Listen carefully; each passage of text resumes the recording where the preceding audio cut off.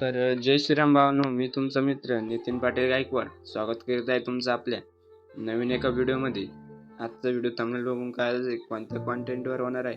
चला तर आपण व्हिडिओ एडिट करू। एसएफरेशवर क्लिक करून 9.16 रेशो घ्यायचा, फोटो ॲड करून घ्यायचा। त्यानंतर इथं ओव्हरलेवर यायचं, ॲड ओव्हरलेमध्ये जाऊन बीटमार्कचा व्हिडिओ आहे तो ॲड करून घ्यायचा आहे।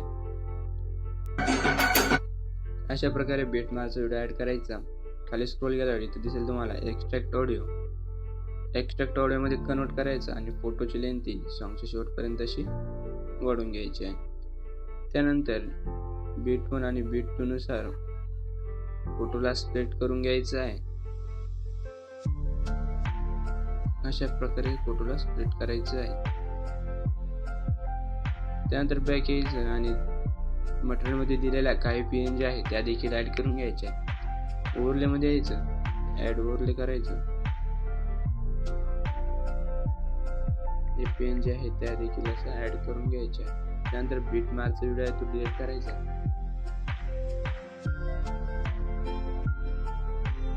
प्रिंटर माझा सर्व ही पीएनजी आहे ती अशी इथे सेट करायची। त्यानंतर स्टार्टिंगला घ्यायची आणि एंड पर्यंत ती वाढवून न्यायची आहे। त्यानंतर ही पीएनजी आहे ती देखील इथपर्यंत अशी ठेवायची, इथपर्यंत ठेवायची। त्यानंतर इथं अशी सेट करून द्यायची आहे। त्यानंतर इथं सेट करायची आणि ॲनिमेशन मध्ये जाऊन थोडं लोड घेत आहे।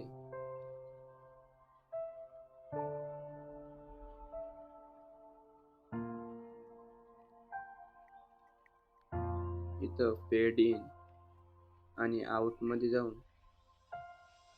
इथं फेड आउट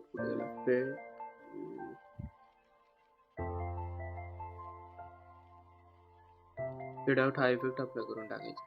त्यानंतर ती सगळ्यात लास्टची पीएनजी आहे ती देखील अशी इथपर्यंत अशी इथून ऍड करून द्यायची आहे।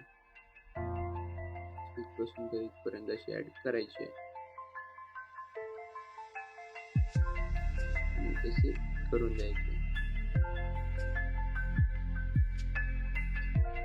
प्रॉपरपणे सेट करून द्यायचे। त्यानंतर आता आपल्याला फोटोला ॲनिमेशन द्यायचं आहे। चला तर आपण 1 नंबरच्या इमेजला क्लिक करायचं, ॲनिमेशन मध्ये यायचं, थोडं लोड घेईल।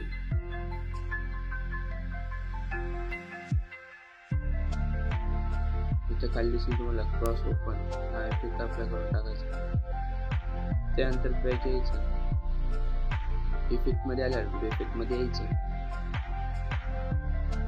इथं दिसेल तुम्हाला क्लोजिंग मध्ये हालो ब्लर हा इफेक्ट अप्लाय करून टाकायचा, इथपर्यंत अप्लाय करायचा। त्यानंतर पुढच्या वेळेला क्लिक करायचं, ॲनिमेशन मध्ये यायचं, कॉम्बो मध्ये आल्यावर थोडं लोड घेईल।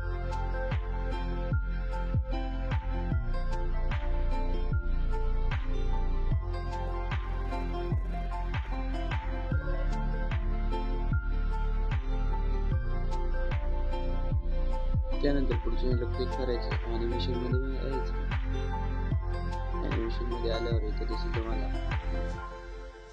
वेव्ह अँड स्लाइड हा इफेक्ट अप्लाय करायचा। पुढच्या वेळेला क्लिक करायचं, ॲनिमेशन मध्ये आल्यावर पॅटर्न हा इफेक्ट अप्लाय करून टाकायचा। त्यानंतर बॅक यायचं आणि इफेक्ट मध्ये आल्यावर व्हिडिओ इफेक्ट मध्ये यायचं। इथे दिसेल तुम्हाला ग्लिच मध्ये आल्यावर क्रोमॅटिक हा इफेक्ट अप्लाय करून टाकायचा। लास्ट पर्यंत असं अप्लाय करायचा। ऍडजस्टमेंट मध्ये जाऊन आयडेंटिसिटी कमी करून टाकायची। त्यानंतर बॅक येऊन जायचं।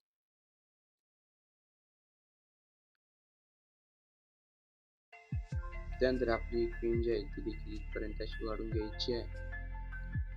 त्यानंतर बॅक यायचं आणि आपला व्हिडिओ रेडी झालेला आहे। एक्सपोर्टचे बटन क्लिक करून व्हिडिओ एक्सपोर्ट करून घ्यायचं।